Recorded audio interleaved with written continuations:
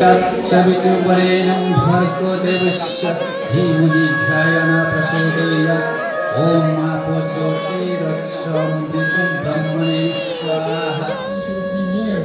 ओम पुण्य परब्रह्म ज्योति स्वरूपी जय ओम सरासत ब्रह्मणि जय ओम सरासत ब्रह्मणि जय ओम सरासत ब्रह्मणि जय ओम शांति ओम शांति ओम फैगौ जे जानुवारिनि 8, 9, 10 सानथामनि हाबाफारि लानानै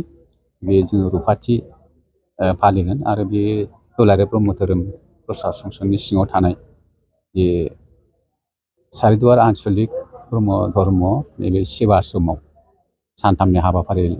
लानानै गाजा गोमजायै खुंनो थाखाय हाबाफारि लानाय जादों आरो बेहाय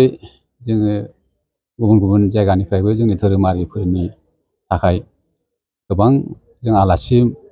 मेलेमजिबिफोरखौ जोङो हांख्रायनाय जादों बाहाय धोरोमनि सानथौ लानानै दानि सोलिफुनाय सेंग्रा सिख्लाफोरनि लाइमोनफोरनि मोजांनि थाखाय आरो जोंनि धोरोमनि जौगालांनायनि थाखाय जाहाथे जोङो गुरुदेव कालिचरन ब्रह्म आफानि बोसोनजों जोङो सोलिलांनो थाखाय बेबायदिनो दा फैयै फैयै 25थि जाफैबाय सिलभार जुबलि बेखौ जोङो मोजाङै जोङो सावरायनायनि गेजेरजों जोङो बेखौ थांखि लानाय जाखाबाय आरो दिनैनि नैबे हाबाफारियानो जाहैबाय लाइ खुन्था गाहाय खुन्था गायसननाय बे गाहाय खुन्था गायसननायाव गोबां जोंनि धर्मलम्बीफोर बाय नुजाथिफैनो हादों बाहागो लाफैदों आरो बे हाबाफारिखौ दिनै जोङो फोजोबबाय लाइ खुन्था गायसननायखौ बिनिफ्राय जोंनि जे मावलांनांगौ फारिखौ जोङो गासिबो बिथिंनि साखाफारा लानानै जोङो बायदि बिथिङाव जाहाथे मोजाङै जोङो मावफुंलांनो हायो बेखौ जों इसोरनाव जोङो आर'ज गाबनानै जों मावलांनो थाखाय आखायाव लानाय जाबाय दिनै बेखौ दा सिलभार जुबलियाव जों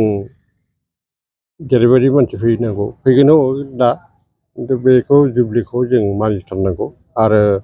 दाख्लै जों बे खेबसे मिटिं जाफैदोंमोन बाहाय हजों सनाथि मायथाइनि थाखाय बेथ' बन्द' खालामदोंमोन खिन्थु सारिदुवार आन्चलिकआ दान्दि खालामथारबा जों मानिनांगौ आरोबा उनाव थांबाय नालाय दा गाबोन सबो 26 जागोन आरो 25 बोसोर बा 50 बोसोर मानसिफ्रा मोनगोन ना मोना बे हिसाबै जोंनो मानिखालांनोसै जोंनो पालन खालामनोसै सिलभार जुबलिखौ दाथ' बोरायजोब्बाय बहुतआनो थाहैगोन ना थायो मोनहैगोन ना मोनहैया हिसाबै बे निसानि हिसाबै सिलभार जुबलिखौ जों सापर्ट खालामना होदों मानि जों फैगोन गहपुर आन्चलिकनिफ्रायबो होननानै बिसोरखौ जों एसे कारेज होनाय जादों साहस होनाय जादोंमोन आरो 11/2024 थारिखआव जों रुफाथि मायथाइ खुंनो थाखाय लाइ खुन्थिया गायनाय जादों जों आफादखौ खुंनाय जागोन रुफाथि मायथाइखौ 8, 9, 10 जानुवारि सनितपुर डिस्ट्रिक्ट बेयाव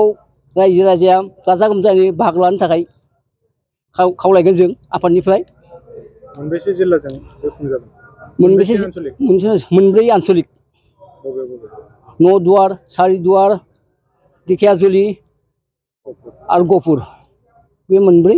आन्चलिकजों रुफाथि मायथाइखौ खुंनाय जागोन आरो बेसेबांसो भक्तफोरा बाहागो लाफैगोन बेयाव खमावनो 4-5 हाजारसो भक्तफोर जानो हागौ